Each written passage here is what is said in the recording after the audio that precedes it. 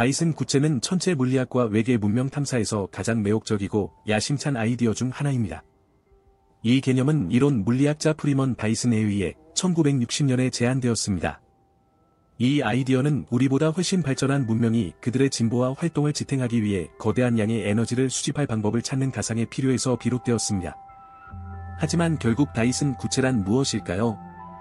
다이슨 구체는 이름에서 암시하는 것처럼 정확히 고체의 구체가 아니라 별 주위를 공전하며 그 별이 방출하는 에너지 대부분을 포획하는 방대한 구조물 집합입니다. 태양 에너지 수집기, 공장 및 서식지의 거대한 네트워크를 생각해보세요. 들은 모두 별 주위를 돌며 별의 빛을 흡수하고 이를 사용 가능한 에너지로 변환합니다.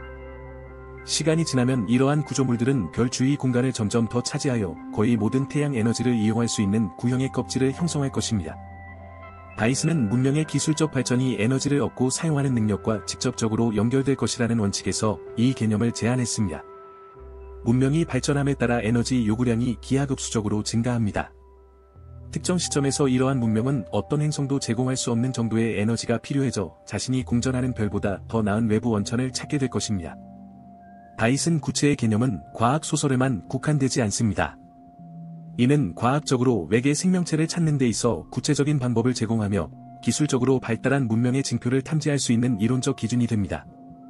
이러한 구조물이 존재한다면 그들은 관측 가능한 특징을 가질 것입니다. 다이슨 구체는 별에서 가시광선을 흡수하지만 이 모든 에너지를 보존할 수 없으며 적외선 방사를 통해 방출될 것입니다.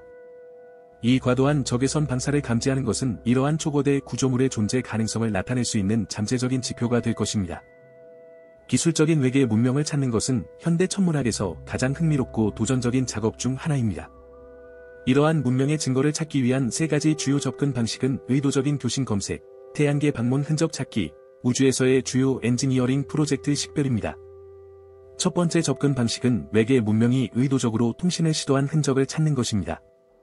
이 아이디어는 전파 망원경을 사용하여 우주를 스캔하여 지적 생명체의 존재를 나타낼 수 있는 전파 신호를 찾는 유명한 SETI, 외계 지적 생명체 탐색 프로젝트에서 두드러지게 나타났습니다. 이러한 신호는 외계인이 우주의 다른 생명체에게 자신의 존재를 알리기 위해 의도적으로 전송하는 것입니다.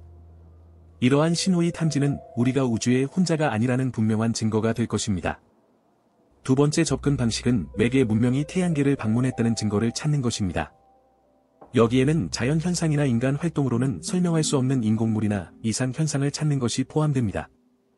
예를 들어 지구나 다른 행성의 궤도를 도는 이상한 물체나 인근 천체의 인공 구조물 흔적 등이 있습니다.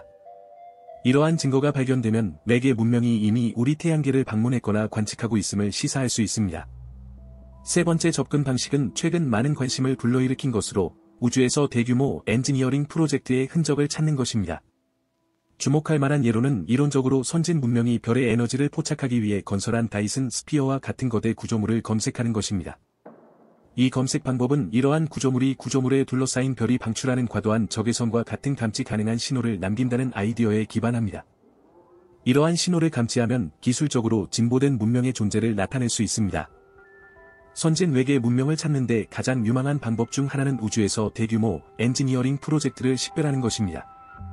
최근 한 천문학자 팀은 외계 거대 구조물, 특히 다이슨 구체라고 불리는 외계 거대 구조물의 후보를 찾기 위해 천문조사 데이터를 분석할 때 이 접근법을 사용했습니다.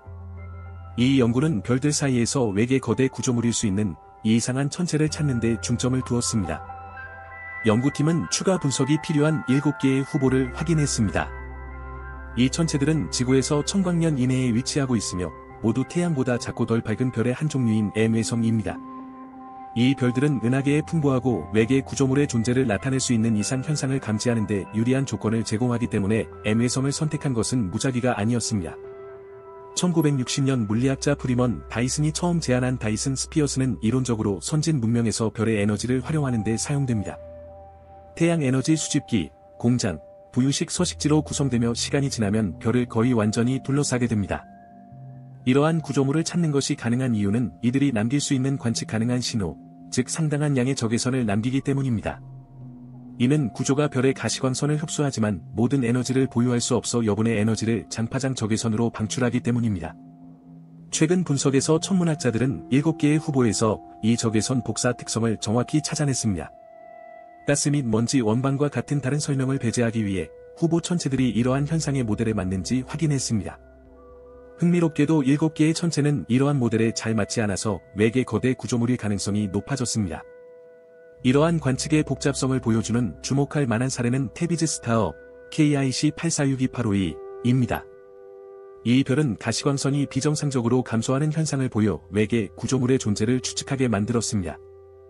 해성 구름과 같은 자연적인 설명이 제시되었지만 타비의 별은 여전히 미스터리로 남아 천문 데이터 해석의 어려움과 엄격한 분석의 필요성을 보여줍니다. 이 이론의 배경에는 건설 중이거나 운영 중인 외계 거대 구조물이 별과 지구 사이를 통과할 때 별의 가시광선을 일시적으로 떨어뜨릴 수 있다는 아이디어가 있습니다. 이 흥미로운 해석은 언론에서 주목을 받았고 전 세계 과학자와 애호가들의 관심을 불러일으켰습니다. 그러나 자연스러운 설명에 대한 탐색은 계속되었습니다. 성간먼지 구름이나 주기적으로 별의 빛을 가릴 수 있는 특이한 해성 무리의 존재를 포함한 다른 가설이 제안되었습니다. 허블 우주망원경과 같은 지상 및 우주 기반 관측소를 이용한 후속 연구에서는 설명할 수 없는 이러한 변화를 더 잘 이해하기 위해 다양한 파장에서 타비의 별을 계속 조사하고 있습니다. 아직까지 타비의 별 빛의 변화에 대한 정확한 원인에 대한 합의는 이루어지지 않았지만 이 사례는 현대 천문학의 복잡성과 천문 현상을 해석할 때 주의가 필요하다는 것을 잘 보여줍니다. 다이슨 스피어의 존재에 대한 도전은 이 거대 구조물의 아이디어만큼이나 흥미롭습니다. 이론적으로는 가능하지만 다이슨 스피어를 건설하고 유지하는 것은 아무리 상상력이 풍부한 사람이라도 도전하기 어려운 엄청난 물류 및 물리적 장애물이 있습니다. 먼저 이러한 거대한 구조물을 만드는 데 필요한 재료를 생각해 봅시다. 태양과 같은 별이 방출하는 에너지의 상당 부분을 포착하려면 다이슨 스피어에 엄청난 양의 물질이 필요합니다. 지구 궤도에서 태양 에너지의 10%만 포착하려면 지구 행성 수십억 개에 해당하는 물질이 필요하다는 추정이 있습니다. 그렇다면 이 모든 물질을 어디서 구할 수 있을까요? 선진 문명이 가까운 항성계에서 행성과 소행성을 해체할 수 있다고 해도 필요한 자원의 양은 엄청나게 많을 것입니다. 자원 문제 외에도 복잡한 거대 구조물을 건설하는 데는 기술적 난제가 있습니다. 다이슨 스피어는 별 주위에 안정적으로 배치되어 별의 에너지를 효율적으로 활용해야 합니다. 이를 위해서는 현재 우리의 기술력으로는 감당할 수 없는 첨단 궤도, 공학 기술과 재료가 필요합니다. 개념적으로도 이러한 거대한 구조물을 천문학적인 기간 동안 안정적으로 유지하는 것은 기념비적인 공학적 업적이 될 것입니다.